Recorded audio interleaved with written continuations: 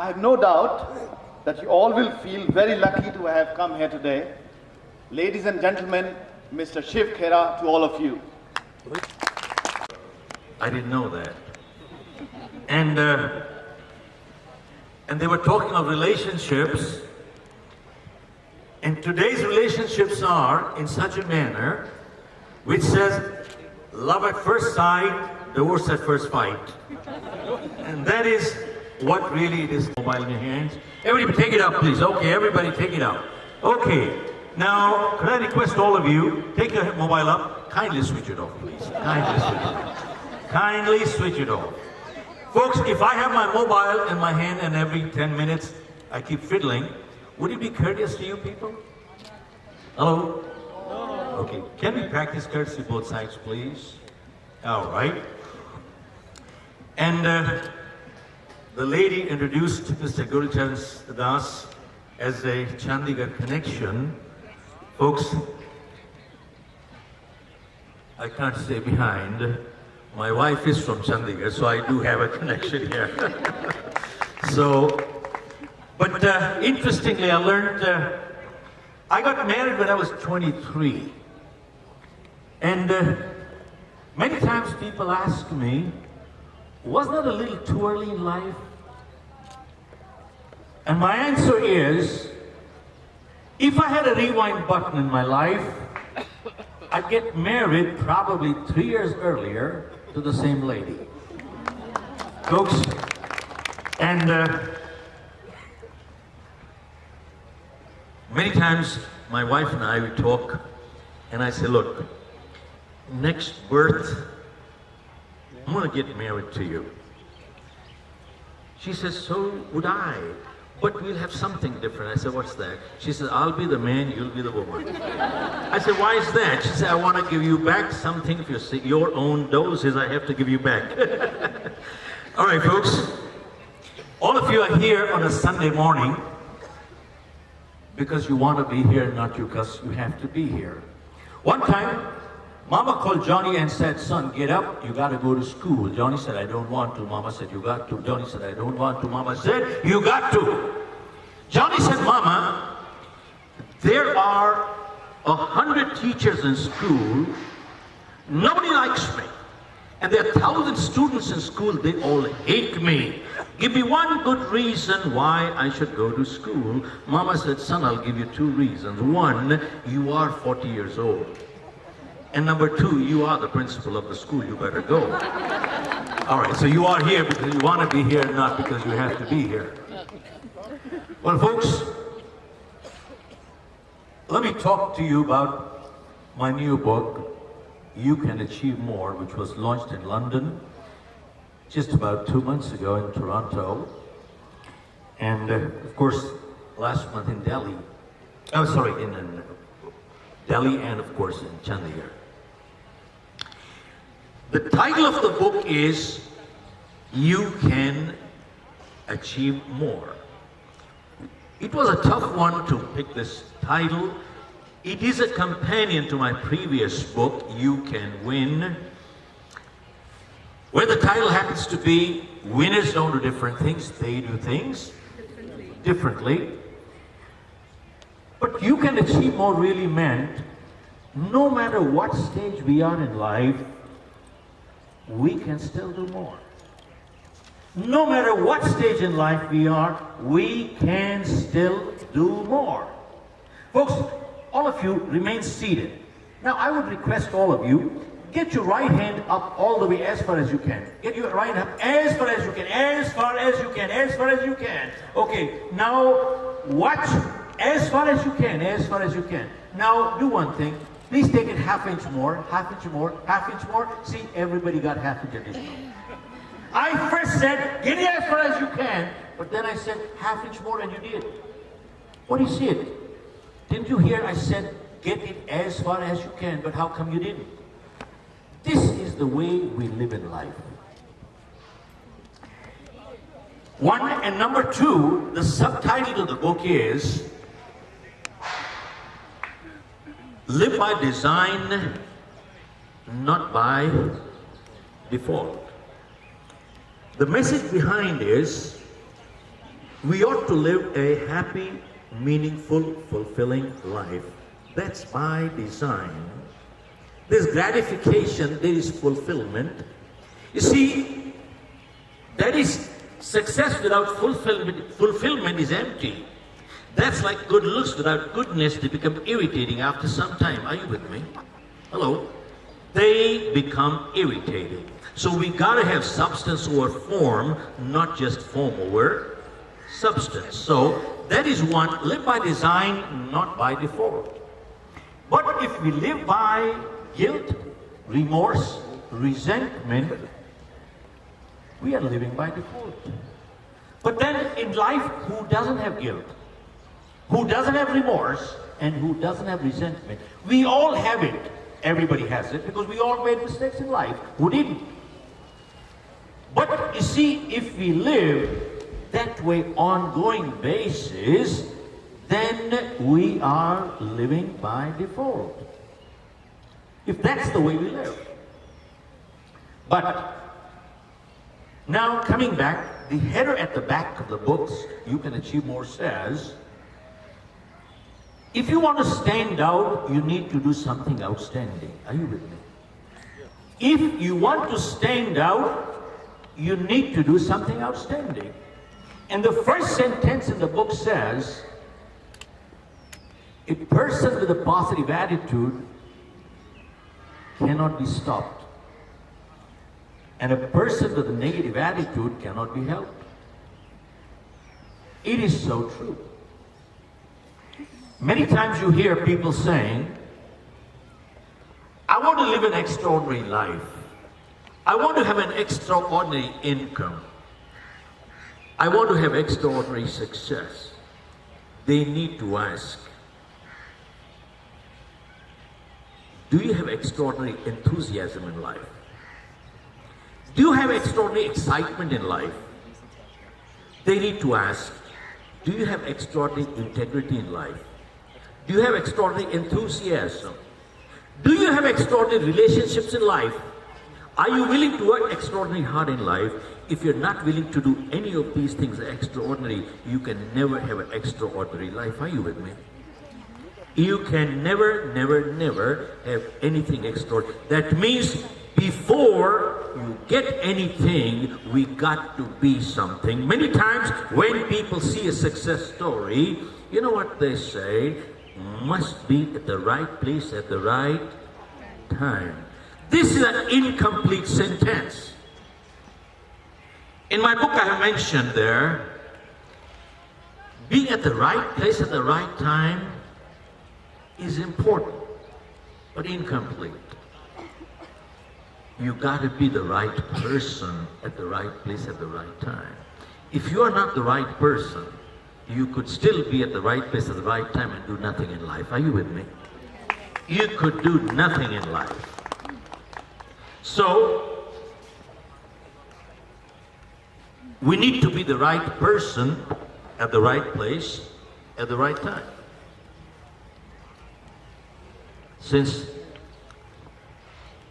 today is the book part, let me address more things from the book here. January 1973, I remember very distinctly, we had coal mines in India. They got nationalized. We had close to 1,000 people working.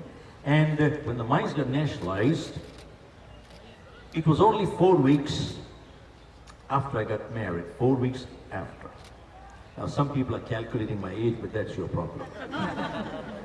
Folks, some families had money. Our family did not. My father had died when I was just about finished college. We were left with the liabilities and the assets were gone. And I tried my hands on 3 businesses with no money and I failed in all. November 13, 1975, I left India, went to Toronto, rented a 1-bedroom apartment. We were sleeping on the floor, we had no furniture, and I started life with a bucket in my hand, washing cars door to door. And then I saw an ad in the paper, you want to make some extra money, do the door-to-door demos for vacuum cleaners. So I said, great. Daytime I'll wash cars, evening time I'll do the demos. And there were a couple of hundred people. They gave us a pep talk and they said, go to the demo, and every demo you do, you get paid $5. Folks, I was genuinely naive. I actually believed we only had to do the demo and not to sell. I used to go to an apartment building, knock a door, and the lady and the man used to open. I used to say, sir, you don't have to buy the vacuum cleaner. All that you got to do is take a demo and I'll get paid $5. So some people took pity, let me come in. Some people kicked me out. One day I was doing a demo in an Indian family's home, and the man and woman were sitting on the sofa and I was on the floor. And this man, instead of looking at the vacuum cleaner, he kept looking at me all the time. So I asked him, sir, did I do something wrong? He said, no. I said, why do you look at me this way? He asked me, Shiv, have you ever sold life insurance? I said, man, what kind of question is this? I'm demoing vacuum cleaners here. I said, I've never sold life insurance, and besides, I never will. Because I remember back home in India, that agent, that pest, who used to come to my home, would not leave my life for 3 hours till I signed the application. I said, I will never be that pest in my life. He said, no, Shiv, it doesn't work that way here. Look at me, I'm a life insurance agent. Look at my lifestyle. I drive a Lincoln, the most expensive car in the US. Later on I came to know he was working for MetLife. And they had a recruitment drive going on. If you recruited a new salesperson, you would get a Samsonite briefcase, so I was there. Well, folks, I finished the demo, I left. Now, when you cannot go straight, you go the other way around. We were living in the same building, and somehow his wife became friendly with my wife and convinced her that selling life insurance was the right thing to do. My wife also knew we couldn't go through life washing cars. We had to do something different. I had a family to support. I had a little daughter. And my wife also knew my failure record in life was pretty good. Even in school, I wasn't the brightest kid. I was the backbencher troubling the front benchers. And in my 8th grade, out of 6 or 7 subjects, I failed in all except one. So my principal called me and said, Shiv, you're paying too much attention on one subject. Folks, out of 28 kids, I was number 27 because the 28th was absent. No kidding. My principal used to call my parents and tell them, get this kid out of the school. He's one kid who's going to bring the average of the school. I was bringing the average down. I told her, I said, I'm not selling life insurance. She said, Shiv, to sell life insurance, you got to take an exam. Why don't you take the exam, and if you pass, you have a choice. Right now, you have no. I said, all right, I'll take the exam. And folks, I took the exam, and guess what? I passed.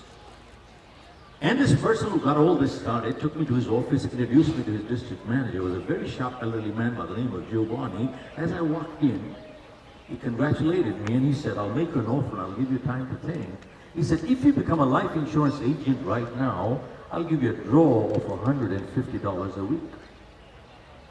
And he says, you got time to decide before I withdraw the offer. And he said, you got 30 seconds.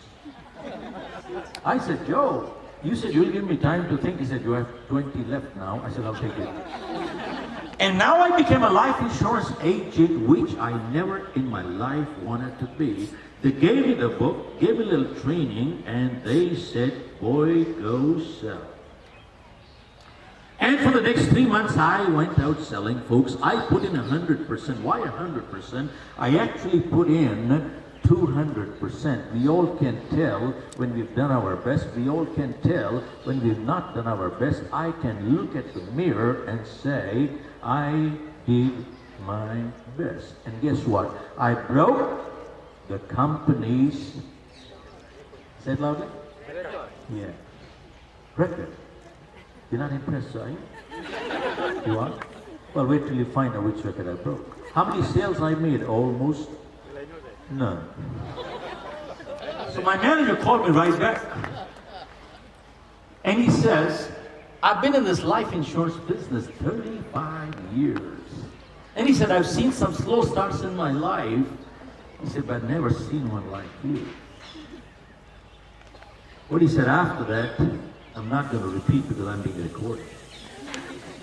But he said, don't come back tomorrow, you're fired. I said, Joe, wait a minute, man. Hear me out first.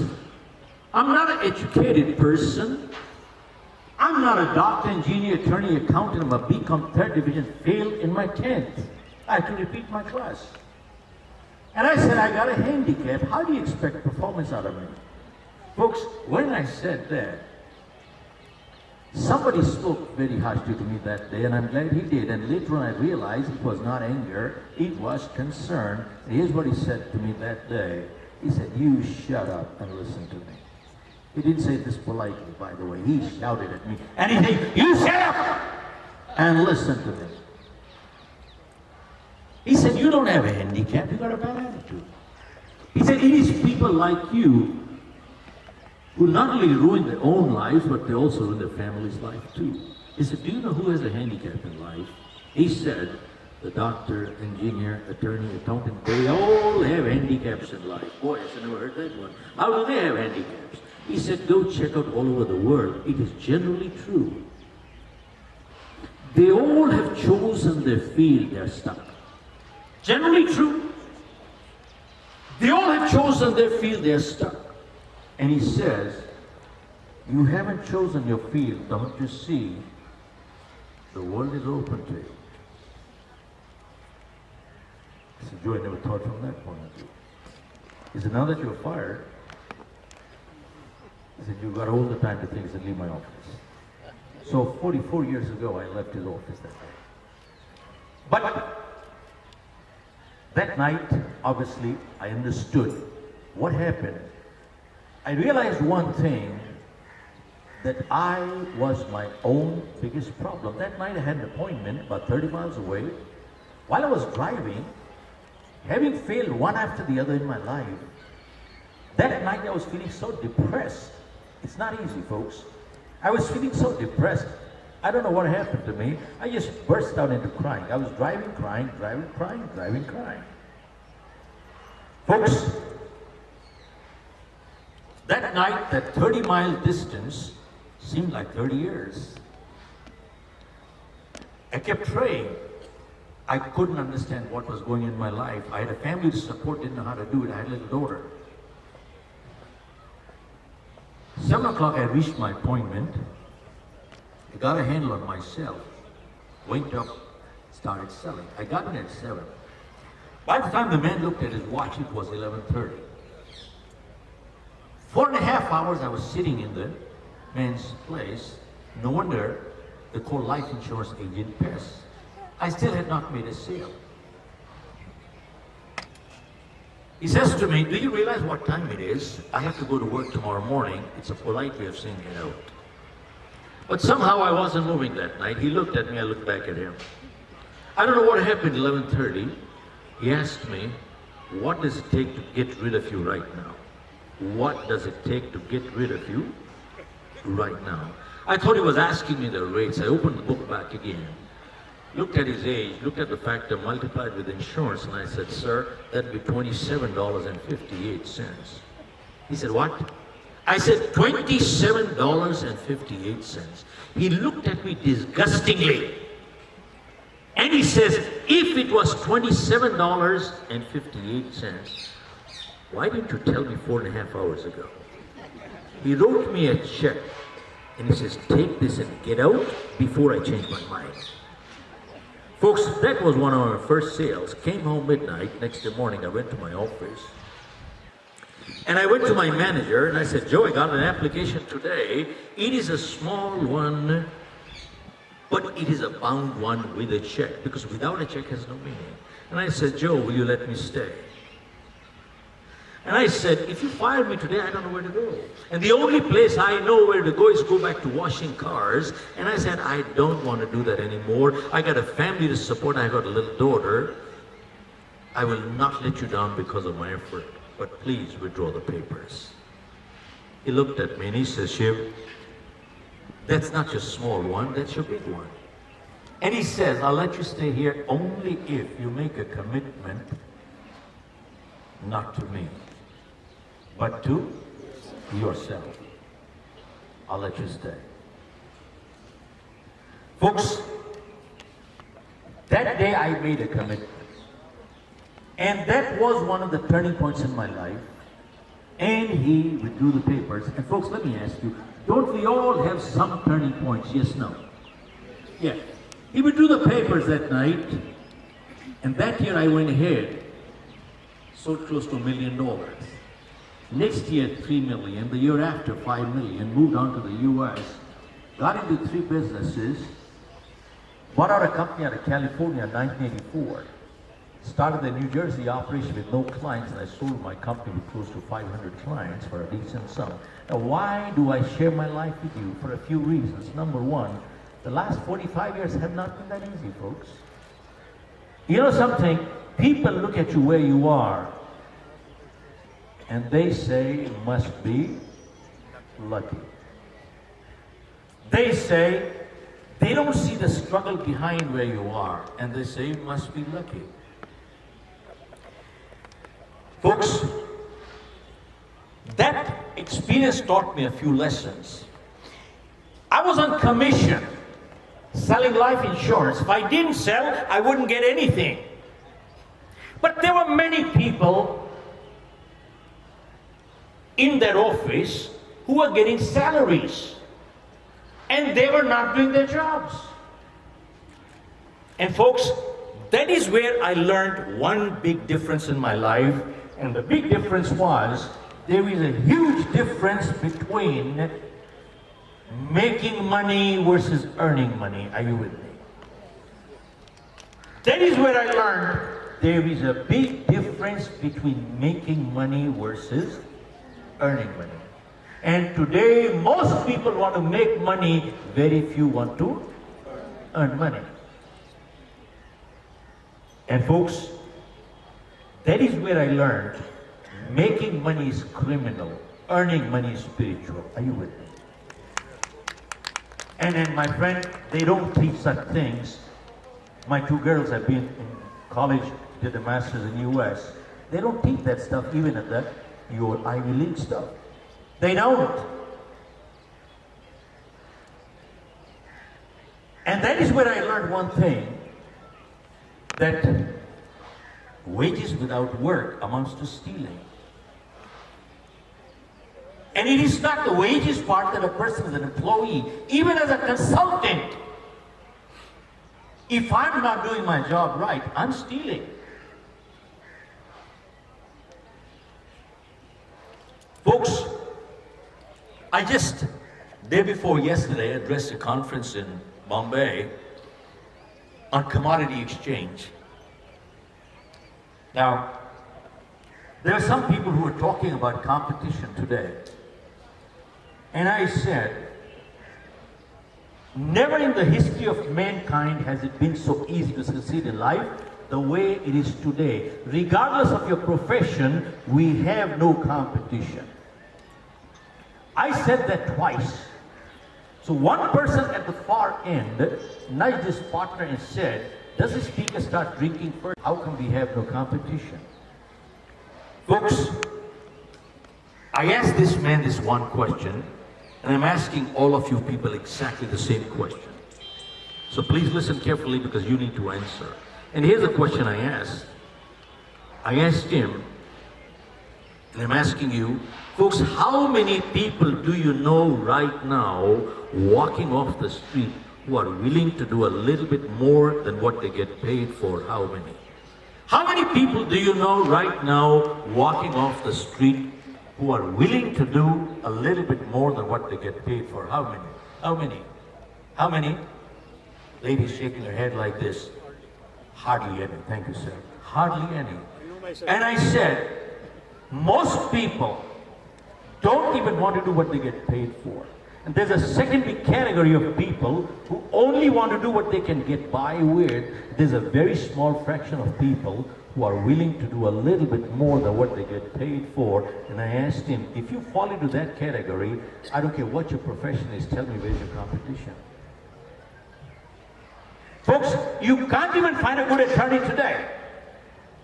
You can't even find a good accountant today. You can't find a good plumber, you can't find a good carpenter. Question is, are you willing to do a little bit more than what you get paid for?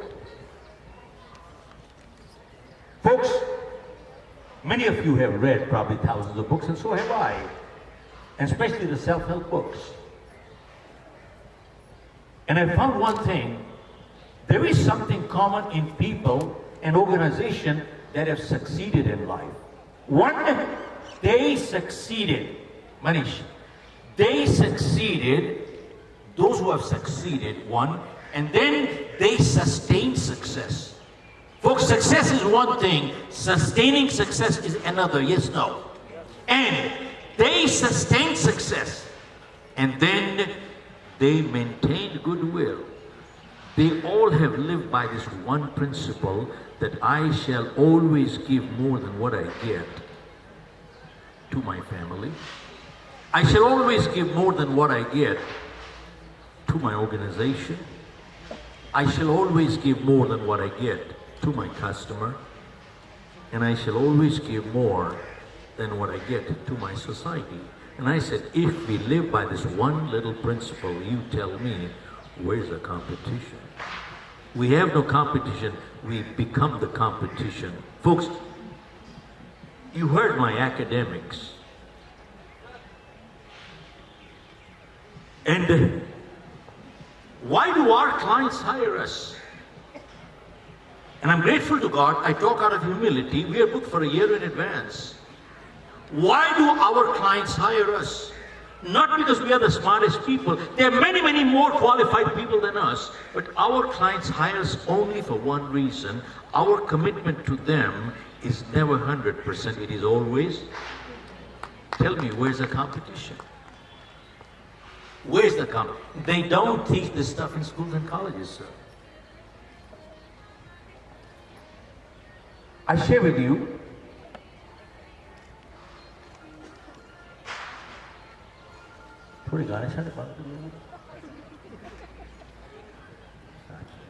folks,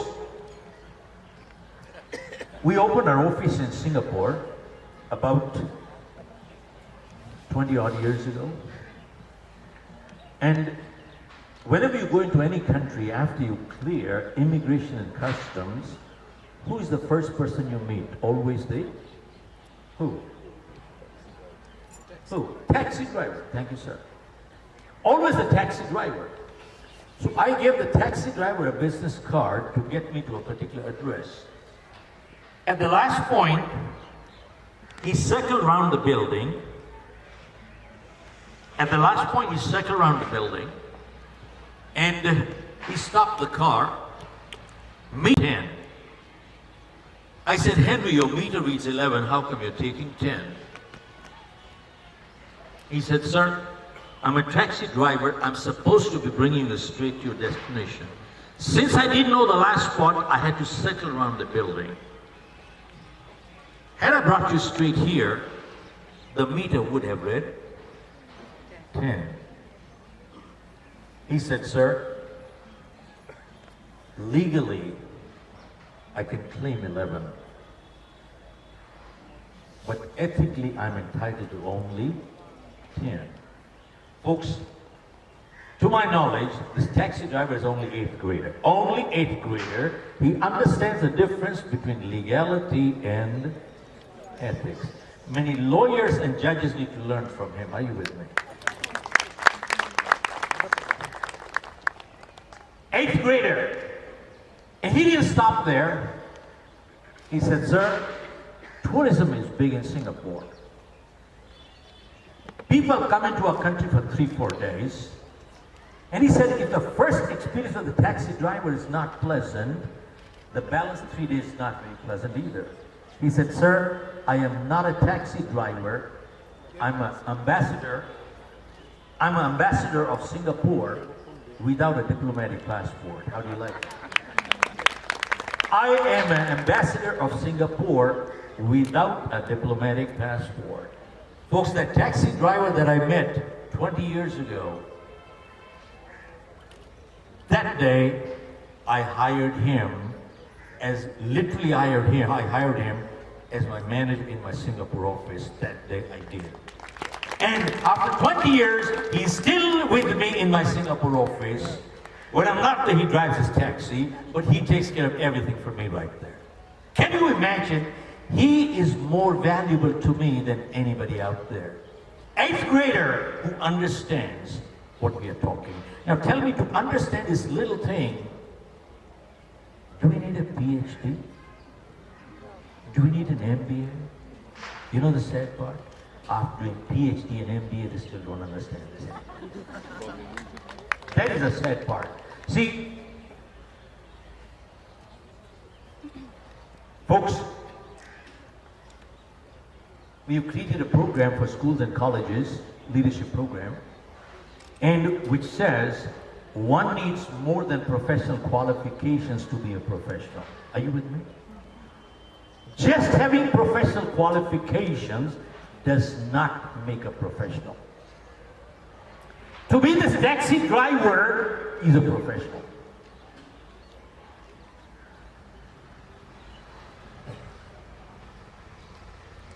Folks,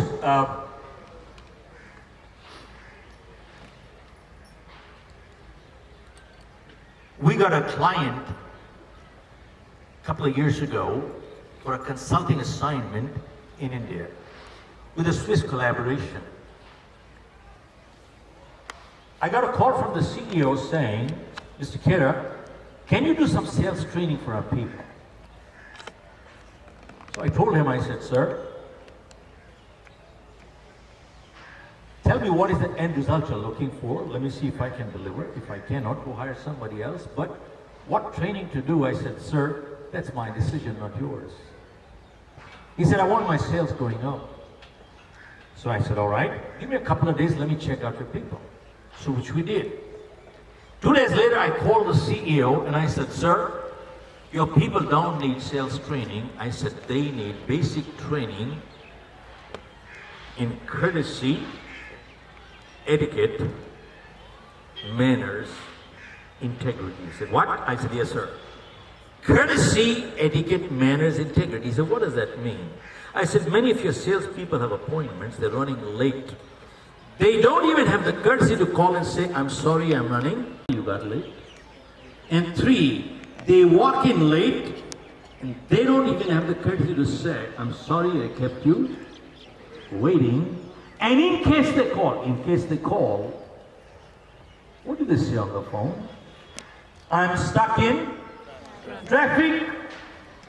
Now don't get me wrong, traffic has become a real issue all over the world, that is true. But many times they leave only 5 minutes before the appointment and they blame it on traffic. Now, it has become a real issue all over the world, that is true. They don't have the guts and integrity to say, I'm sorry, I did start late. And we find only the first lie is difficult. Second becomes easier. Third becomes easier. Fourth becomes easier. And fifth becomes easier. And very soon you are dealing with a chronic liar who is a rascal. Are you with me? Hello? And tell me, if this is a starting point, rascal is a mild word. I checked the dictionary, folks. Folks, if this is a starting point, tell me how long will it last? And we find people who lie also steal. People who lie, they also steal. I'll share with you, I was doing a program, Bombay, at the Lalit Hotel. Right next to my bedside, there was a table, and on the table there was a digital clock, which was nice. But digital clock in 5-star hotels, what do they cost? Maybe 100 rupees, maybe $2, I guess. But interestingly, right next to the clock, there was a big sign hanging like this. Sir, what does it say? This clock is hotel property. Say it loudly, sir. This clock is hotel property. This clock is hotel property.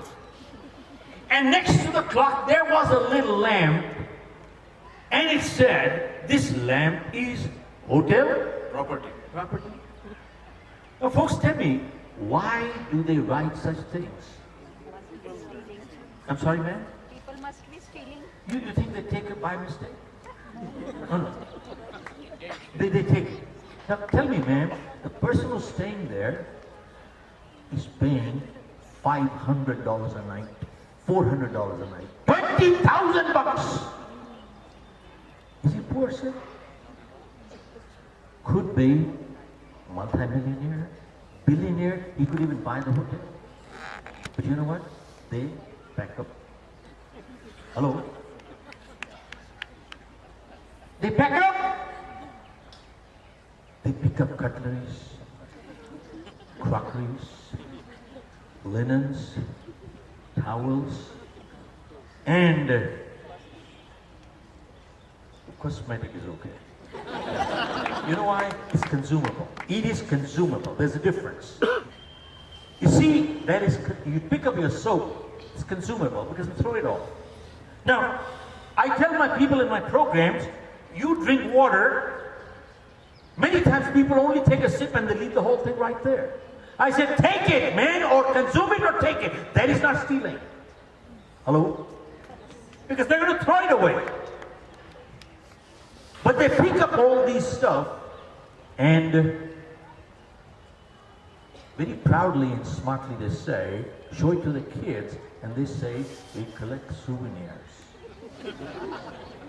Folks, I share with you, April 19, 2013, there was a global survey conducted. Sadly to say, it said Indians rank number 3 hotel item thieves in the world. Nothing to be proud of. Now, I wouldn't want to show such things in London or somewhere else, but you know something? This is information in public domain. And many times people say, this is a little lie, when the big one comes, I'll tell the truth. Folks, you heard this phrase, practice makes perfect? Yeah? How many believe it's true? Raise your hand, please. Yeah, incorrect answer. Folks, practice does not make perfect. Practice only makes permanent whatever we practice. I'm not playing on words. Practice only makes permanent whatever we practice. Folks, only perfect practice makes perfect. Some people keep practicing their mistakes and they become perfect in making mistakes. Again, I'm not playing on words. Folks, many times people say, this is a little lie, when the big one comes, I'll tell the truth. We practice enough little lies in life, and the big one comes, what happens? We end up telling the big lie. Many times people say, this is a little thing, when the big one comes, I'll show courage. You practice cowardice enough little things in life, and the big one comes, what happens? We end up being a big coward. Folks, anybody do martial art here? In martial art, when you get to white belt, and you're yellow, green, purple, brown, black belt, 5 years later, they're doing what? They're doing block punch, block punch, block punch, block punch, block punch. 5 years later, they're still doing block punch, block punch. Why? Because the teacher wants to get the block and punch into reflex action. Because the teacher realizes that if the student ever is in a street fight, if he has to think to block and punch, guess what will happen? He'll get beaten up. A martial arts student never has to think to block and punch. They never commit the blow till you commit. And after you commit, their reflexes move and they knock you off. I see some people from the defense services, sir. Correct me if I'm wrong, Brigadier Sahib. In the services, About 60 to 70% of the career goes in what? Simulation of warfare. Am I right, sir? Simulation of, what is simulation? They play war games as if there's a real war going on right now. Why? They want to bring into reflex action. Because they realize when there's a real war, if they have to think to fight a war, do you think they can ever fight a war? Answer is never. Folks, why do I share this with you? For one reason. If we have to think to do the right thing, we can never do it right. It must come automatic. It must become reflex action. How many times have you heard people saying, see, we have this little title, winners don't do different things, they do things differently. Many times people ask me, what do they do differently? And my answer is, winners form the habit of doing things losers don't like to do. I repeat, winners form the habit of doing things losers don't like to do. And what are the things losers don't like to do? They're the same things winners don't like to do either, but they do it anyway. See, losers don't like to get up in the morning, winners don't like to get up in the morning either, but they get up anyway.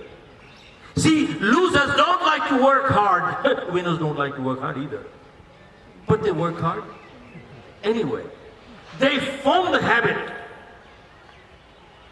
See, how many times have you heard, तब इसकी जो किस्मत अच्छी है मिट्टी को हाथ लगाता है सोना हो जाती है, इसकी किस्मत खराब है साहब तो सोने को हाथ लगाता है मिट्टी हो जाती है. If you analyze, well, maybe the statement is true because you analyze the person we call lucky, every time he touches dirt becomes gold. Positive behavior has become habitual.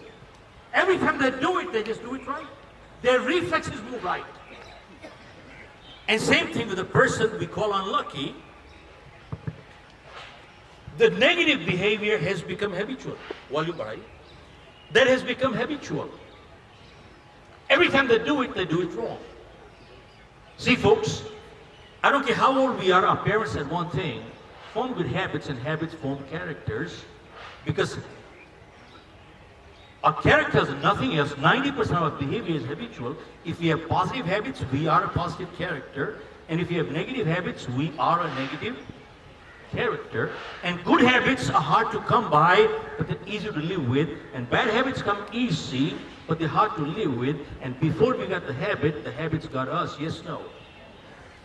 The habit has got us.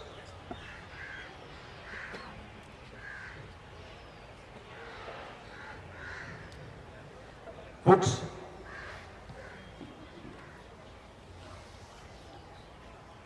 I took the mic a little late, but can I continue for a few more minutes? Okay.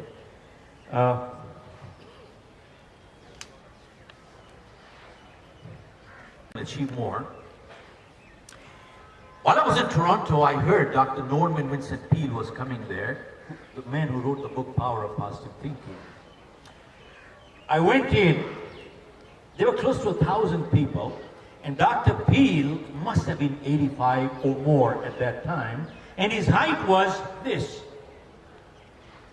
4'11", 5 maybe, with shoes maybe 5'1". But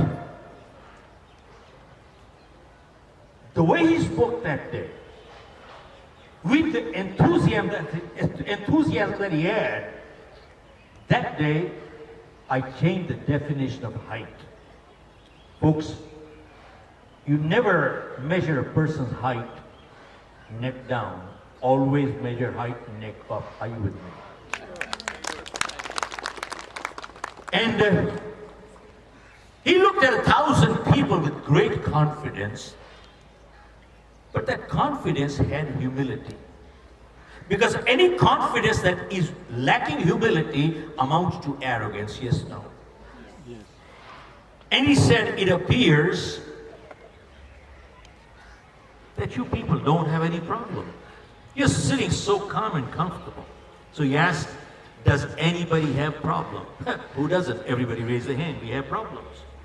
And then he said, how many people would like to get rid of their problems? Again, everybody raised their hand. And then he said, just 2 blocks away, on my way here, I saw some people relaxed, lying down, stretched out. All of these people, they did not have any problem. How many people would like to know where it is? So everybody again raised their hand. He said 2 blocks away from here, there is a cemetery. And there are people lying there all stretched out, relaxed. They don't have any problems. How many people would like to get rid of the problem? Everybody put their hand in their pocket. Nobody raised their hand. Then Dr. Peel said that day, he said, problem is a sign of life, remember. Problem is a sign of life. And so long as we are alive, we shall have problems. And the day we don't have problems, we'll be dead. And he said, when you're running short of problems, watch out. And that's the time he said, get on your knees and pray to God and say, man, if you stop trusting me anymore, send me some problems. Folks, but then he said, we cannot solve all our problems, but we can handle them. And folks, 40 years ago, the prayer, he gave a prayer that day, which was not his either. It was somebody 2,000 years ago. He gave a prayer. And since the last 40 years, I have not left my home without that prayer. And I'm going to share that with you tonight. If you want to take this down, please do it. Many of you might have heard it. It is called the Serenity Prayer. And to me, it is literally the crux of life. And here's what he gave the prayer that day. He said, God grant me the serenity to accept the things that I cannot change, and courage to change the things that I can, and wisdom to know the difference, what I can and what I cannot. Folks, amazing prayer if you analyze. God grant me the serenity to accept the things that I cannot change. There are some things beyond we cannot change. I didn't choose my parents, neither did you. I didn't decide where I was going to be born, neither did you. Granted, some people are born deformed. Sometimes bad things do happen to good people for no fault of their own. That is true. And he said, God grant me the serenity to accept the things that I cannot change. I cannot change the color of my skin. If this is my height, I can't be 6'10". That's the way it is. But many times in life, we keep fighting the things we just cannot change, and we bring stress into our lives, and our productivity in life goes. Are you with me? It goes down. What we cannot change, let me accept graciously, not grudgingly. Now that doesn't make that we become a fatalistic person. Doesn't mean that at all. God grant me the serenity to accept the things that I cannot change, and courage to change the things that I can, and wisdom to know what I can and what I cannot. So when I wrote my book, You Can Achieve More, I took this one step further, and I said, life is full of choices, and life is full of compromises. Seems like a contradiction, but really not. If I ill-treat you, I've chosen to ill-treat in heaven. If I treat you with discourtesy, I've chosen to be treated with discourtesy, haven't I? If I light up a cigarette, I've chosen to invite cancer, haven't I? If I eat too much, I've chosen to be obese, haven't I? Folks, if I tell the truth, I've chosen to be a credible person, haven't I? If I exercise, I've chosen good health, haven't I? Are you with me?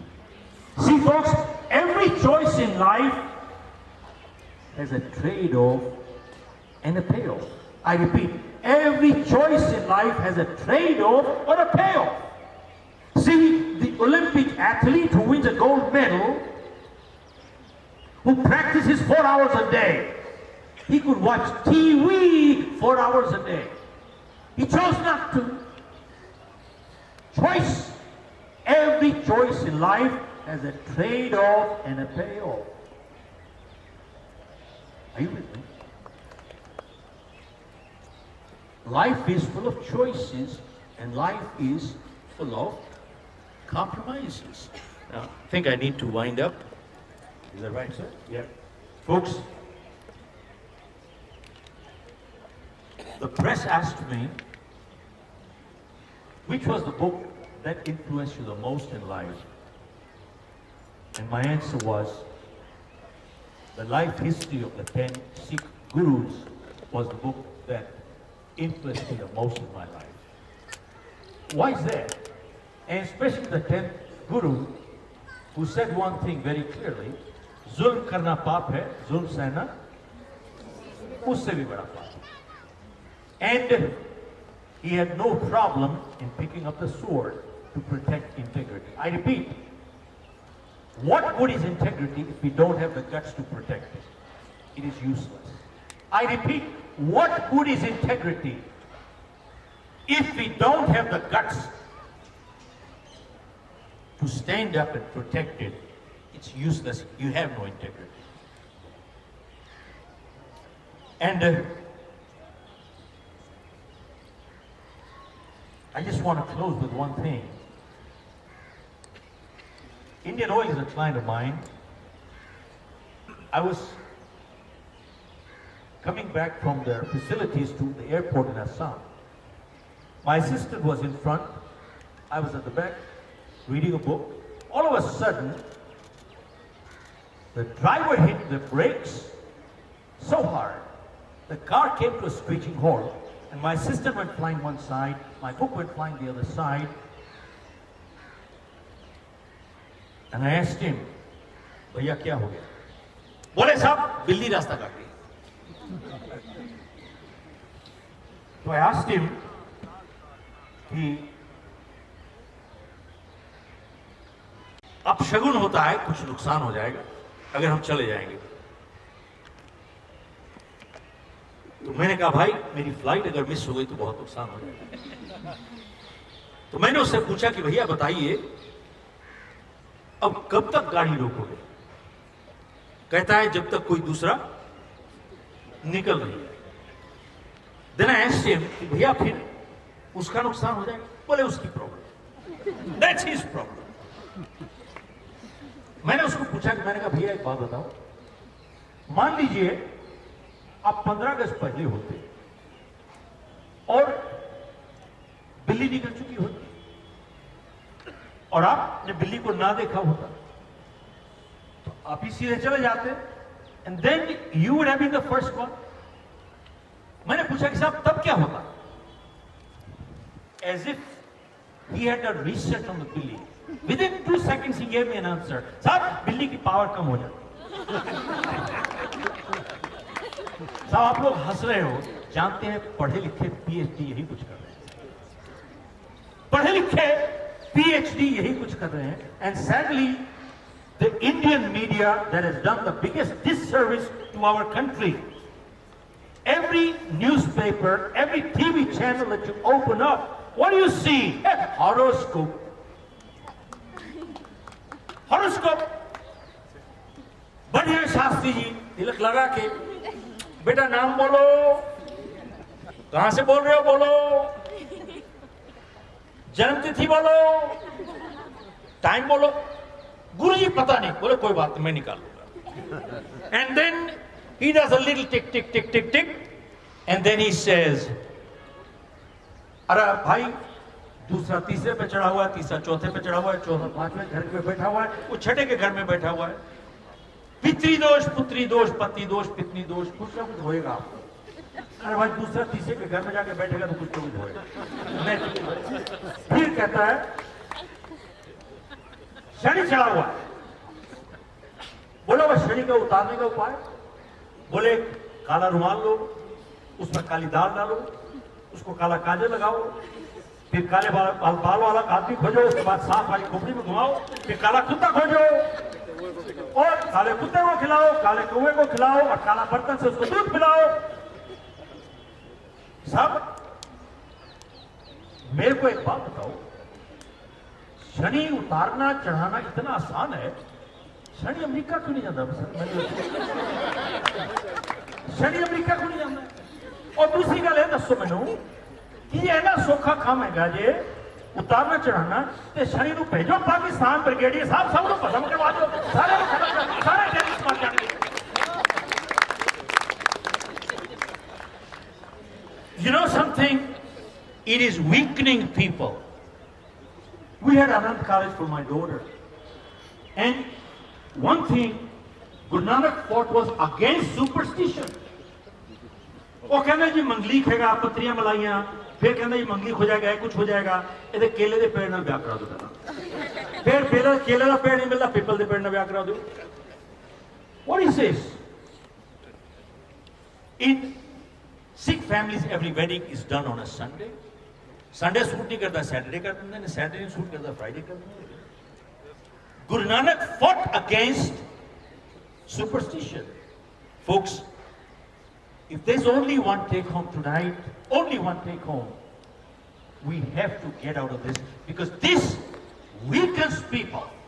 Why? Because when things go wrong, instead of analyzing, understanding, learning from it, what mistake I made, you know what they say? It's not my fault, stars are not favoring me. And they keep repeating their mistakes again and again and again and again. Are you with me? They keep repeating their mistakes. And अंधविश्वास, total अंधविश्वास. और जाके बाबियां ने पैर फड़ दिए कि नहीं कोई बाबा प्रीत कहता है प्रीत ही बेची जाओ कोई हनी बेची जाता है कोई हनी प्रीत बेची जाता है और उन्हें पैर फड़ी जाते हैं सारे ਹੁਣ ਬਾਬੇ ਸਰਕਾਰ ਚਲਾਉਂਦੇ ਆ ਜੀ हाँ जी बिल्कुल ठीक है मैं एक छोटी जी गल ते क्लोज करना है एक बार की होया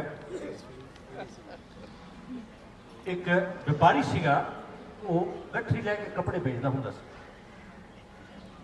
ते जिवें उमर बीती गई थक जाता सीगा ते रस्ते 'ਚ एक मंदिर आंदा सी ते उत्थे बह जांदा सीगा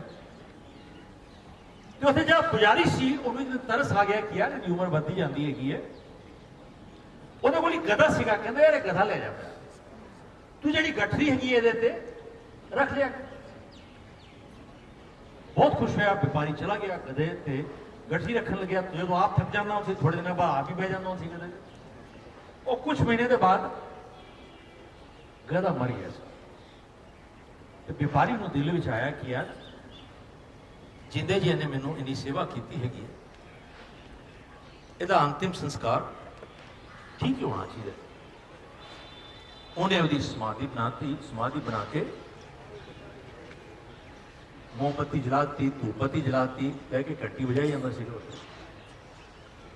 ਤੇ ਰਸਤੇ 'ਚ ਇੱਕ ਕੋਈ ਸਾਹੂਕਾਰ ਰਸਤੋਂ ਗੁਜ਼ਰ ਰਿਹਾ ਸੀਗਾ ਉਹਨੇ ਦੇਖਿਆ ਕਿ ਬਈ ਇਹ ਘੰਟੀ ਵੱਜ ਰਹੀ ਹੈ ਸਰ ਅੱਜ ਇਹ ਕੁਝ ਹੋ ਰਿਹਾ ਹੈ ਇਹਨਾਂ ਦੀਆਂ ਪੂਜਾ ਹੋ ਰਹੀਆਂ ਹੈਗੀਆਂ we have to understand look it is on the lighter side ਕਿਸੇ ਦੀ ਆਸਥਾ ਨੂੰ ਅਸੀਂ ਦਿਲ ਨਹੀਂ ਦੁਖਾਉਣ ਵਾਲੀ ਗੱਲ ਹੈ ਲੇਕਿਨ ਅੰਧ ਵਿਸ਼ਵਾਸ ਤੋਂ ਸਾਨੂੰ ਦੂਰ ਹਟਣਾ ਹੈਗਾ so that we must understand we have to be responsible in our own life with those words focus ਮੈਂ ਇੱਕ ਚੀਜ਼ ਕਹੂੰਗਾ ਮੈਨੂੰ ਪਤਾ ਨਹੀਂ ਕਿ ਮੈਂ ਅੱਜ ਤੁਹਾਨੂੰ ਕਿੰਨਾ ਕੁ ਦਿੱਤਾ ਹੈਗਾ ਬਟ ਤੁਸੀਂ ਮੈਨੂੰ ਜੋ ਦਿੱਤਾ ਹੈਗਾ it is priceless It is priceless.